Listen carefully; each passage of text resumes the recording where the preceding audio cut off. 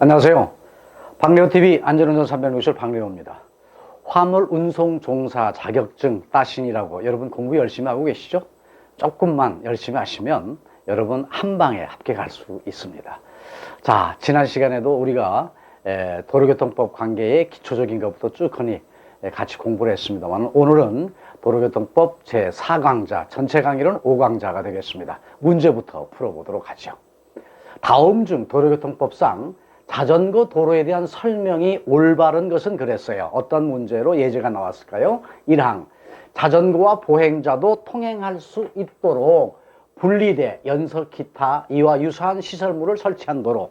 자, 우리가 공부했습니다마는 자전거하고 보행자도 같이 통행한다고 하는 건 뭐예요? 자전거 전용 도로가 아닌 것이죠.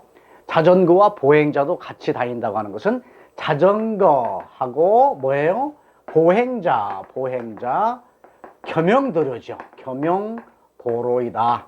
따라서 자전거, 보행자, 겸용도로가 바로 1항에서 얘기를 하는 거고요. 자, 2항은 어떤 걸까요? 안전표지, 위험방지용 울타리나 그와 비슷한 인공구조물로 경계를 표시하여 자동차와 자전거가 통행할 수 있는 설치된 도로. 이것은 어떤 거를 의미할까요?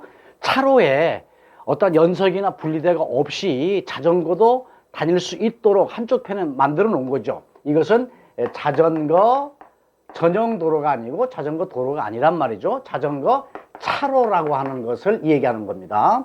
3항, 안전표지, 위험방지용 울타리나 그와 비슷한 인공구조물로 경계를 표시하여 자전거가 통행할 수 있도록 설치된 도로. 이것이 바로 자전거 도로입니다. 자전거 도로를 우리가 자전거 전용 도로라고도 얘기한다. 그런 얘기예요. 따라서 3항이 지금 현재 문제에서 요구하는 답이 될 거예요. 따라서 3항에 여러분이 체크하시게 되면 정답으로 처리가 됩니다. 그럼 4항은 어떤 걸까요?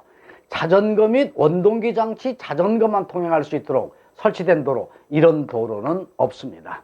자전거면 자전거, 원동기 장치 자전거라고 하는 뭐 이륜자동차 개념이죠. 따로 되어 있는 거잖아요. 따라서 다시 한번 문제이지만 우리가 정확하게 내용을 알고 있어야 되니까요. 자전거와 보행자도 같이 통행할 수 있는 것, 이건 뭐다? 자전거, 보행자 겸용도로인 것이다. 2항에서 자동차와 자전거가 통행할 수 있는 도로는 어떤 것이다? 자전거 도로가 아니고 자전거 차로라고 하는 것이죠. 따라서 3항, 안전표지, 위험방지 울타리나 그와 비슷한 인공구조물로 경계를 표시해서 자전거가 통행할 수 있는 도로, 이것이 자전거 도로이고 자전거 전용 도로라고 얘기한다. 따라서 3항이 정확한 문제에서 요구하는 답이 되는 거예요. 따라서 3항에다가 여러분께서 체크하시게 되면 정답으로 처리가 된다. 이렇게 아시고 다음 문제로 또 넘어가 보도록 하죠. 다음 문제는 어떤 문제인가요? 도로교통법상 자전거 횡단보도에 대한 설명 중 옳은 것은 그랬어요. 자, 그러면 우선 문제에서 도로교통법상 자전거 횡단보도라고 하는 것이죠. 이것은 바로 뭐냐면 우리가 일반적인 차로에 보게 되면 중앙선이 그려져 있을 것이고 차로가 뭐 2차로든 뭐 3차로든 있을 것이고요. 그 다음에 뭐가 있다? 횡단보도가 이렇게 있잖아요. 횡단보도. 이건 보행자가 걸어 다닐 수 있는 횡단보도입니다. 근데 횡단보도 안쪽이나 바깥쪽에 이렇게 해가지고 만들어진 이 곳이 뭐예요? 자전거 횡단도로예요. 다시 얘기하면 모든 자전거는 이와 같은 자전거가 갈 수 있는 횡단도로가 없다고 한다면 자전거에서 내려서 보행자와 같이 걸어갔을 때 보행자로서 인정을 받는 거죠. 그러나 자전거를 타고 갈 수 있다고 하는 것은 횡단보도 뒤쪽이나 앞쪽에 이와 같이 자전거가 통행할 수 있도록 만들어진 곳, 이것이 뭐예요? 자전거 횡단보도라고 하는 것이다. 따라서 이와 같은 설명을 해놓은 곳이 어떤 것이냐? 이것이 바로 1, 2, 3, 4항이 나와 있겠죠. 자, 보행자와 자전거가 횡단하도록 만든 지역이다? 아니다. 보행자는 보행자대로, 자전거는 자전거 타고 간다는 개념이에요. 끌고 간다면 문제가 달라지겠지만 보행자와 자전거가 횡단하도록 만들어진 도로 없다. 그 다음 자전거가 일반 도로를 횡단할 수 있도록 안전표시로 표시한 도로의 부분이다. 따라서 자전거가 횡단보도 위쪽이나 앞쪽에 일반 도로로 횡단이란 말이죠. 따라 지나갈 수 있도록 만든 이 자체가 뭐예요? 자전거 횡단보도이다. 따라서 정답은 2항이 되겠습니다. 원동기 장치 자전거만 횡단하고 만든 지역 아니죠.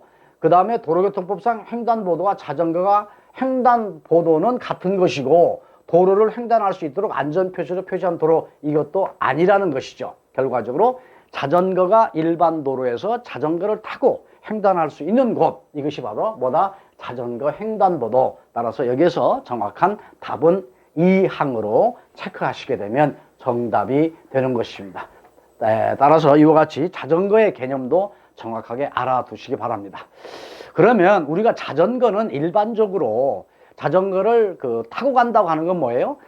자전거 전용 도로나 자전거 차로나 또는 보행자 겸용 도로에서는 자전거를 타고 갈 수 있습니다. 탄다고 하는 건 안장에 앉아가지고 바퀴를 돌리는 거겠죠. 그런데 보도에는, 인도에는 자전거가 타고 가서는 안 된다. 이건 뭘까요?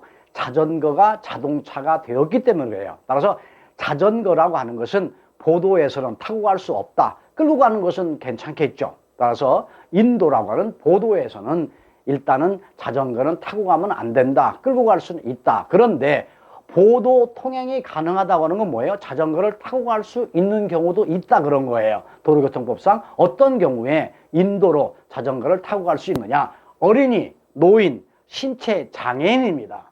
그 다음에 상위 유공자죠. 국가 유공자 1급에서 7급까지 갖고 계신 상위 용사 유공자분들, 이분들은 자전거를 타고 갈 수 있다. 말하자면 보도 통행이 가능하다. 그래서 신체 장애인, 그 다음에 노인과 어린이는 인도에서도 자전거를 타고 갈 수 있도록 해놨다는 것이죠. 그 다음에 안전표시로 자전거 통행이 그때그때 허용되어 있는 경우, 이때는 뭐 상황이 그러니까 자전거를 타고 가도 됩니다 라고 표시가 되어 있을 때는 타고 갈 수 있는 것이죠.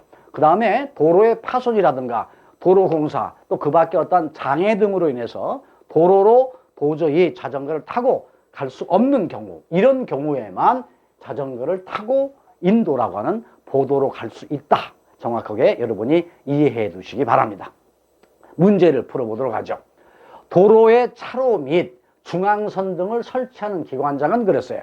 도로에 차로가 만들어져 있잖아요. 1차로, 2차로, 3차로 어떻게 차선으로 이제 페인트를 해서 노면에 표시를 해 놓고요. 중앙선은 또 황색선으로 해서 한 줄 내지는 두 줄 실선으로 또는 점선으로 되어 있는 경우가 있는데 이와 같은 차로라든가 중앙선을 말하자면 그려놓는다. 설치하는 사람은 누구에게 있느냐 그런 거지요. 시도지사냐, 경찰청장이냐, 지방경찰청장이냐, 관할경찰서장이냐 그랬어요. 도로의 차로를 구분해서 설치하고 중앙선을 그리고 하는 사람은 누구다? 지방경찰청장입니다. 경찰서장도 아니고 경찰청장도 아니고요. 시도지사도 아니고요. 신호등 이러한 것들은 이 시도지사의 관할입니다만은 차로라든가 중앙선은 지방경찰청장이 관할하고 있다. 따라서 이 문제에서는 사망이 정답이 된다. 알아두시기 바랍니다. 그러면 차로라고 하는 것은 어떻게 설치되느냐? 1차로, 2차로, 3차로가 있고 그렇잖아요. 차로라고 하는 것은 지금 설명드렸던 대로 지방경찰청장이 책임지고 설치하고 관리한다. 이렇게 알아두시고요. 설치 기준이 있어요. 차로라고 하는 것은 차가 다닐 수 있는 폭이 충분해야 되겠죠. 그 폭이라고 하는 것은 3m 이상으로 돼야 된다라고 되어 있습니다. 따라서 도로의 폭이 조금 넓으면 3.3m, 3.5m 이렇게 이제 폭이 있는 데가 있고 3m가 못 되는 어떤 그 좁은 도로가 있을 수가 있습니다만은 여하튼 간에 이 경우에도 2.75m 이상은 확보돼야 된다. 그래야만이 차로로서 형성이 된다는 것이죠. 따라서 좌회전 전용차로 설치 등 부득이한 경우는 2.75m 이상으로는 만들 수 있지만 기본적인 건 뭐다? 3m 이상으로 차로는 만들어져야 된다. 그려져 있어야 된다. 이렇게 알아두시면 되겠습니다. 문제를 풀어보도록 하지요. 자, 문제 어떤 문제일까요? 편도 2차로의 고속도로에서 1차로로 주행해서는 안 되는 차량이 그랬어요. 편도 2차로라고 하는 것은 중앙선 옆에가 1차로 개념이고요. 그 다음에 인도 옆쪽에 있는 쪽이 2차로의 개념이겠죠. 따라서 한쪽 편에 2차로인 고속도로입니다. 이때에 1차로로 어떤 자동차는 가면 안 되느냐? 화물자동차가 가면 안 되는 것인데 뭐죠? 1항 앞지르기를 하려는 승용자동차 2차로에서 1차로로 앞지르기를 할 수 있겠죠. 앞지르기를 하려는 화물자동차 그때 2차로에 정차가 되어 있는데 1차로에서 추월할 때는 화물자동차가 갈 수가 있어요. 그 다음에 교통량 증가로 인해서 80km 미만으로 통행할 수밖에 없는 모든 자동차. 그러니까 다시 한번 설명드리면 1차로, 2차로가 자동차의 정차로 인해서 교통량이 많아가지고 도저히 2차로로 갈 수밖에 없고 1차로로 갈 수밖에 없는 양쪽으로 다 갈 수밖에 없는 그 상태가 80km 미만으로 통행할 수밖에 없다. 정체가 많이 돼서 80km, 90km 이상으로 속도 낼 수 없는 곳에서는 모든 자동차가 1차로를 갈 수가 있습니다.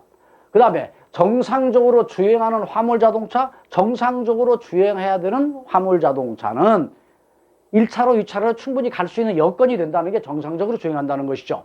이때의 화물자동차는 결과적으로 뭐다? 1차로로 가서는 안 된다 그런 거죠. 자, 편도 2차로의 고속도로입니다. 이 고속도로에서 2차로로 가는 것이 정상적인 거겠죠. 그런데 1차로로 갈 수 있을 때는 어느 거냐? 앞지르기 할 때 1차로로 갈 수 있다. 그 다음에 앞지르기 하려고 하는 화물자동차도 정상적으로 갈 때는 안 되지만 화물자동차도 앞지르기 할 때는 그 순간 1차로로 갈 수 있다.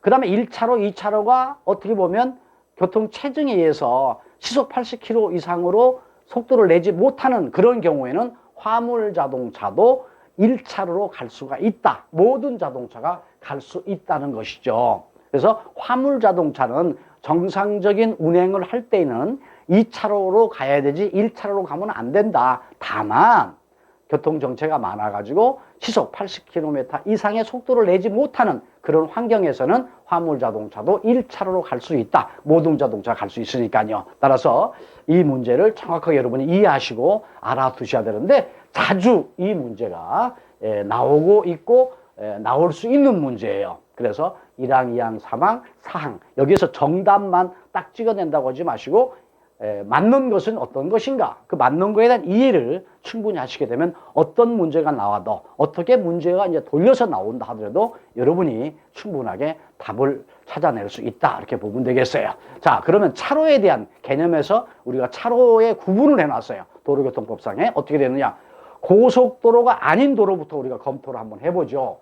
고속도로가 아닌 도로에서는요, 예전에는 1차로, 2차로, 3차로 그랬습니다만 중앙차선 바로 옆에 있는 차로를 왼쪽 차로라고 그러고요. 왼쪽 차로, 다음 차로, 2차로, 3차로를 오른쪽 차로라고 표시를 해놨는데 왼쪽 차로는 어떤 것이냐? 승용자동차, 그리고 경차, 소형, 중형, 승합자동차는 왼쪽 차로를 일반 도로에서 갈 수가 있어요. 그러나 오른쪽 차로에는 이 이외의 자동차가 가야 된다는 거죠. 이 자동차도 갈 수 있겠습니다만은 오른쪽에는 대형 승합자동차, 왼쪽 차로는 못 간다는 거겠죠. 화물자동차, 특수자동차, 건설기계, 그 다음에 이륜자동차, 원동기 장치 자전거는 오른쪽 차로로 가야 된다는 것이죠.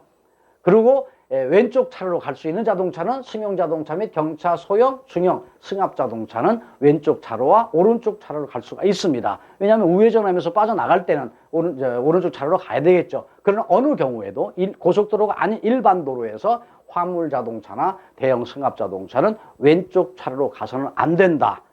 이거 정확하게 여러분이 알아두시고 이해를 해두시고 시험 문제 자주 나오니까 알아두시기 바랍니다. 그럼 이제 고속도로에는 어떤 것인가 보죠.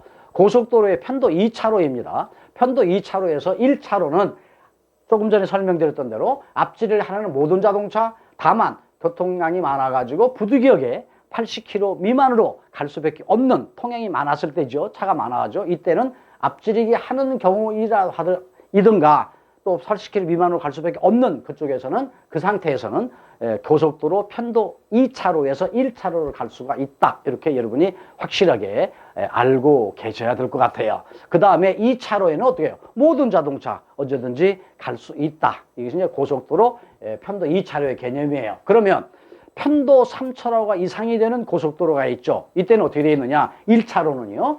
앞지를 하는 승용자동차, 경형, 소형, 중형 승합자동차. 다만 교통량이 또 역시 아까 설명드렸던 똑같은 얘기죠. 시속 80km 미만으로 통행할 수밖에 없는 경우는 앞지르기를 하는 경우가 아니더라도 통행할 수가 있다. 정체가 되어 있으니까 갈 수 있다는 것이 1차로에. 2차로는 어떤, 그 다음에 이제 왼쪽 차로예요. 편도 3차로에서는 1차로가 이제 중앙선 옆에 이제 차로고, 그 다음에 오른쪽부터 이제 왼쪽 차로, 또 이제 오른쪽 차로로 되는데, 그 왼쪽 차로. 그러니까 편도 3차로의 개념에서 2차로의 개념이라고 생각하시면 되겠어요. 이제 도로교통이 바뀌어서 이제 왼쪽 차로라고 하는 이름으로 바뀌었습니다만, 왼쪽 차로는 승용 자동차 및 경영, 소형, 중형 승합 자동차, 오른쪽 차로는 대형 승합 자동차, 화물 자동차, 특수 자동차, 건설 기계, 이렇게 차로로 인한 자동차의 종류에 따라서 구분을 해 놨는데, 요것은 조금은 여러분께서 신경을 쓰셔서 암기를 해 두시고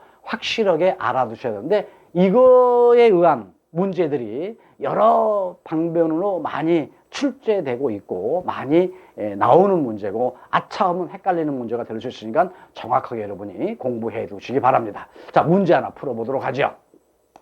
고속도로를 주행 중에 차량이 고장이 났어요. 운전자가 어떻게 조치를 해야 되느냐. 고속도로에 운행하다가 어떤 뭐 타이어 펑크 날 수도 있고요. 어떤 예전에 뭐 엔진이 어떤 문제로 인해서, 뭐 적재물이 어떤 문제로 인해서 고속도로에서 주행 중에 자동차의 사고라고 하는, 자동차의 차량의 고장이라고 하는 문제가 나타날 수도 있겠죠. 이때는 후속에서 오는 자동차의 어떤 그 추돌을 이걸 염려해야 되기 때문에 상당히 조심해야 되는 것이죠. 자, 안전삼각대를 설치해야 된다.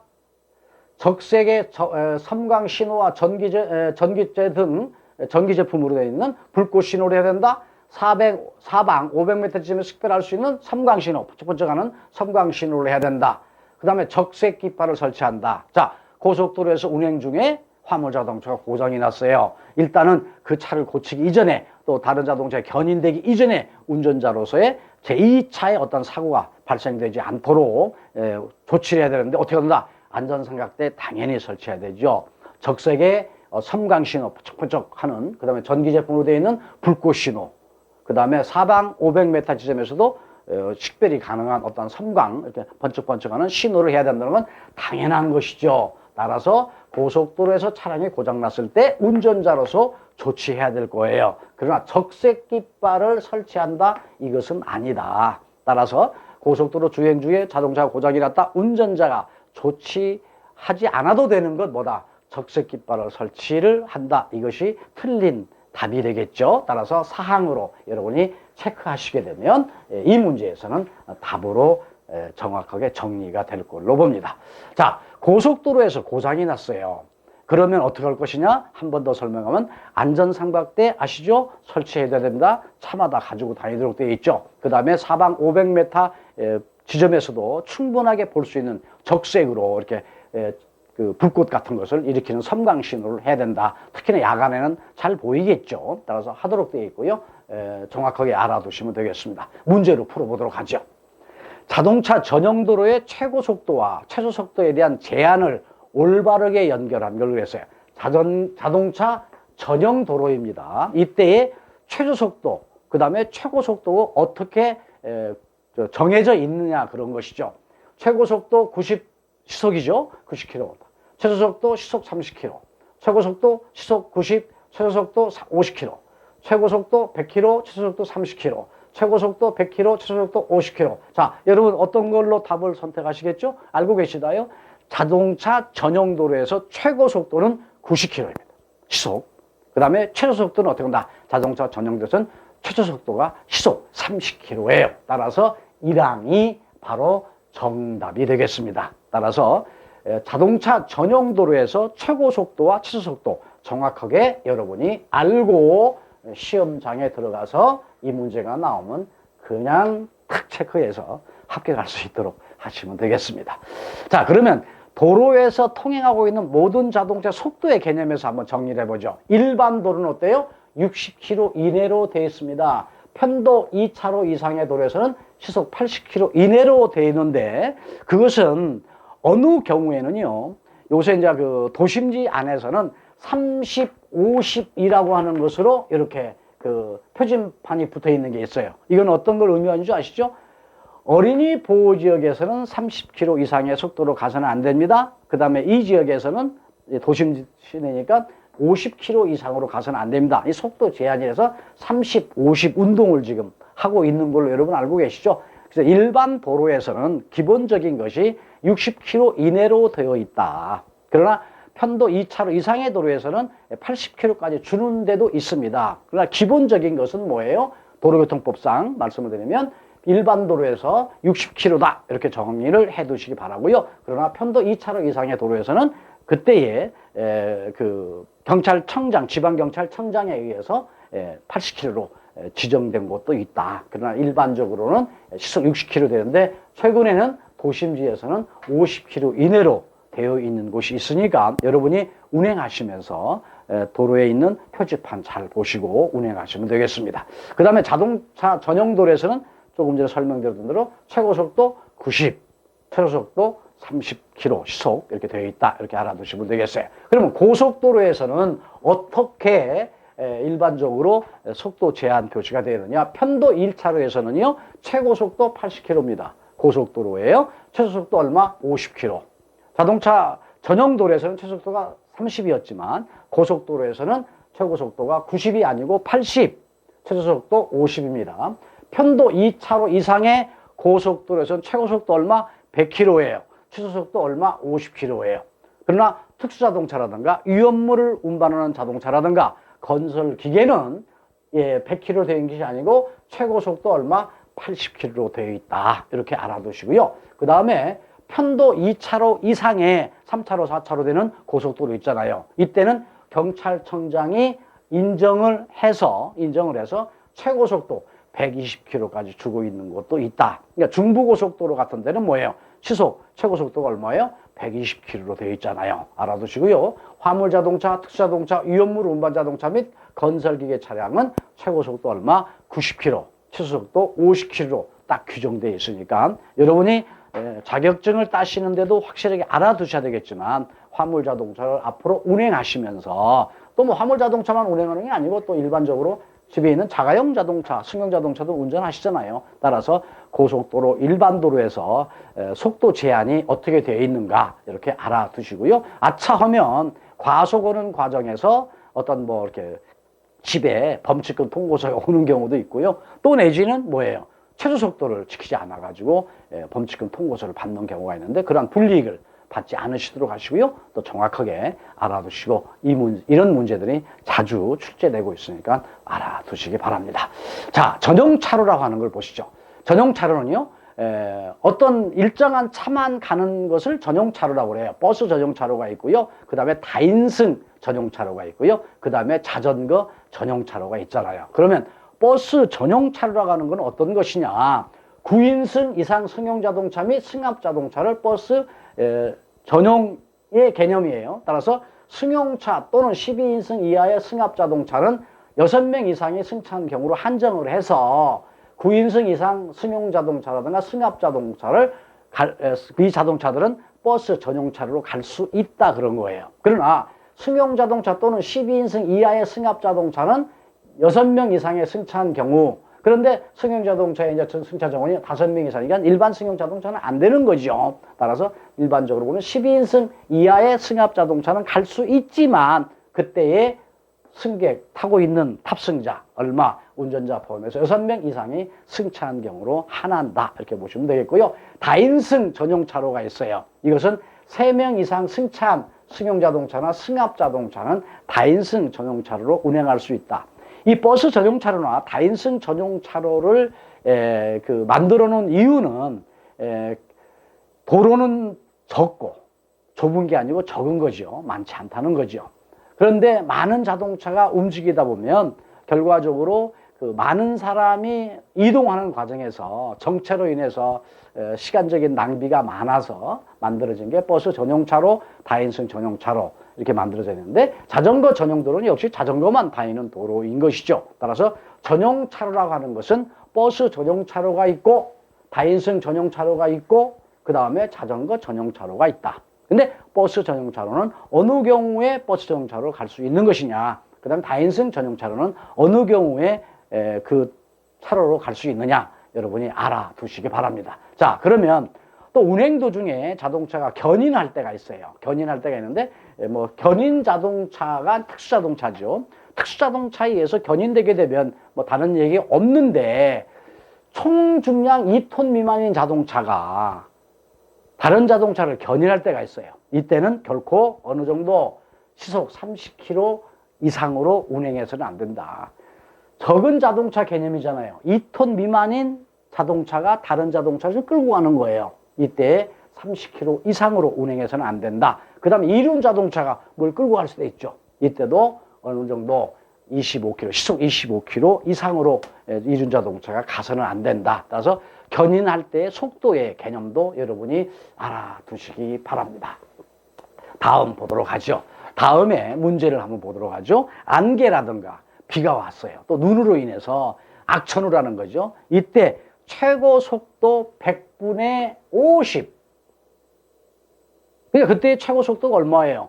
100km 구간이다 그러면 100분의 5니까 2분의 1이잖아요. 그러니까 50km가 되겠죠.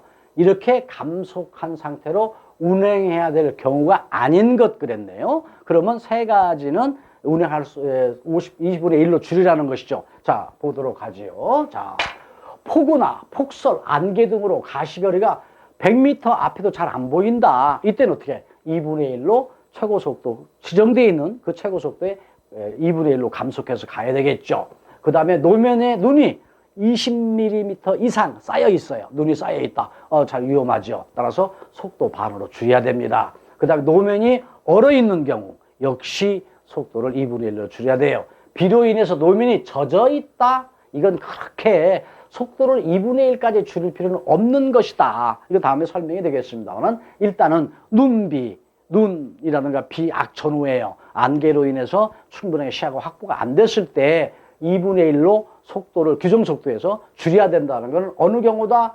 가시거리가 100m 이내인 경우, 눈이 20mm 이상 쌓여 있는 경우, 그다음 노면이 얼어 있는 경우, 빙판길이라는 것이죠. 이때는 속도를 2분의 1로 줄여야 된다. 이렇게 여러분이 알아두시기 바랍니다. 따라서 이 문제에서 답을 체크하시는 건 사항이 되겠어요. 이것으로 여러분이 체크하시게 되면 정답으로 정리가 되는 것입니다. 자, 그러면 차량이 어느 상태에서 감속 운행해야 되느냐 그런 거지요. 따라서 최고 속도 100분의 20으로 줄여야 된다. 100분의 20으로 줄여야 된다.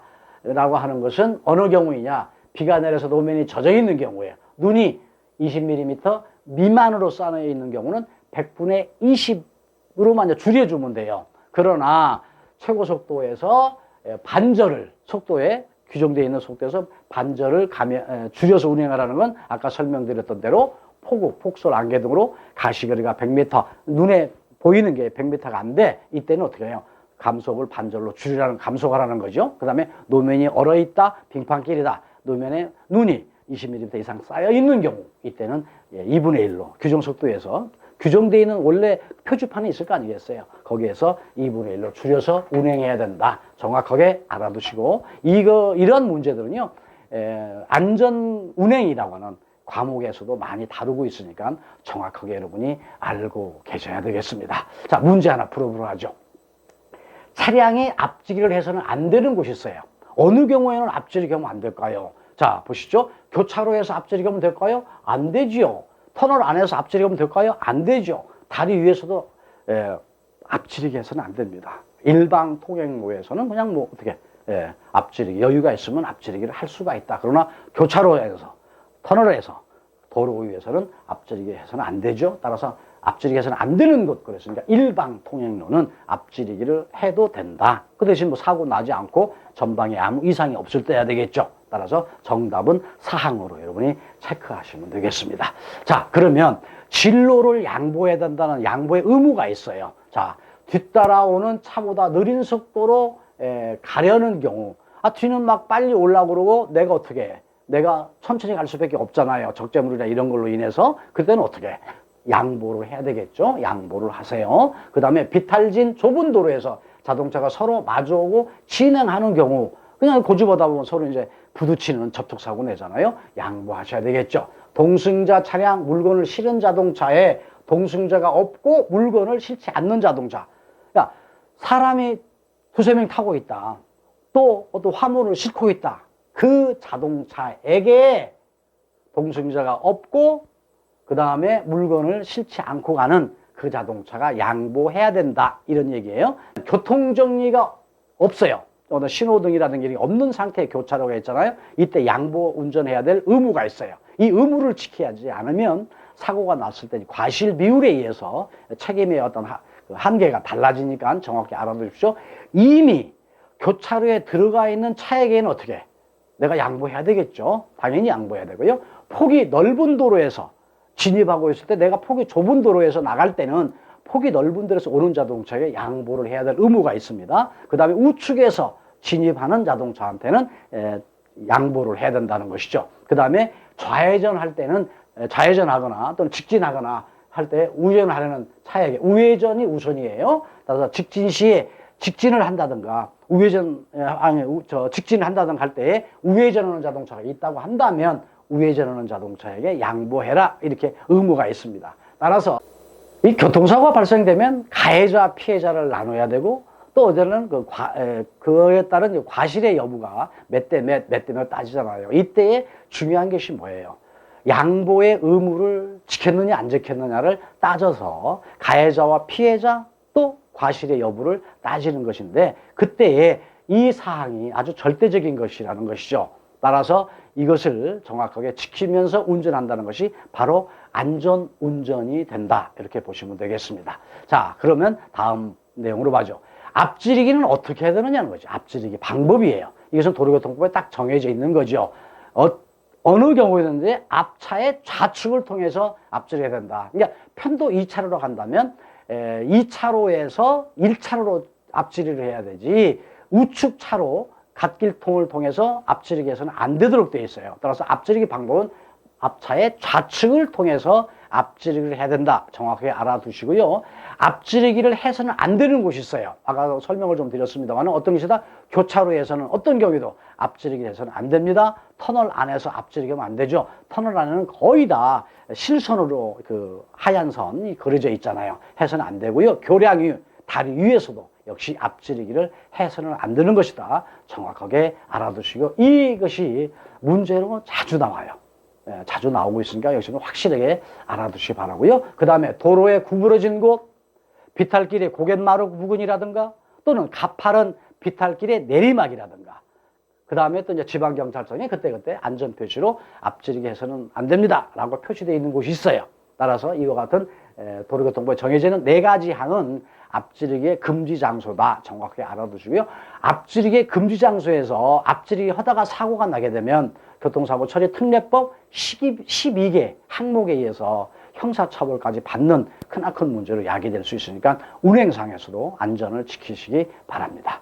자, 오늘 또 여러분하고 같이 화물자동차의 자격증, 운송 자격증을 취득해서 여러분께서 화물자동차를 운전할 수 있도록 자격증 취득에 대한 예상 문제와 거기에 대한 설명을 드렸어요. 여러분이 조금 더 한 번 더 예의주시해서 설명을 들으시면 쉽게 다 맞출 수 있는 문제일 걸로 보고요. 이 문제풀이도 중요하지만 이걸로 인해서 우리가 운전하는데 아주 중요한 요소가 되는 것이다. 여러분이 알아두시면 좋겠어요. 여러분이 보시는 가운데 좋아요 눌러주시고요.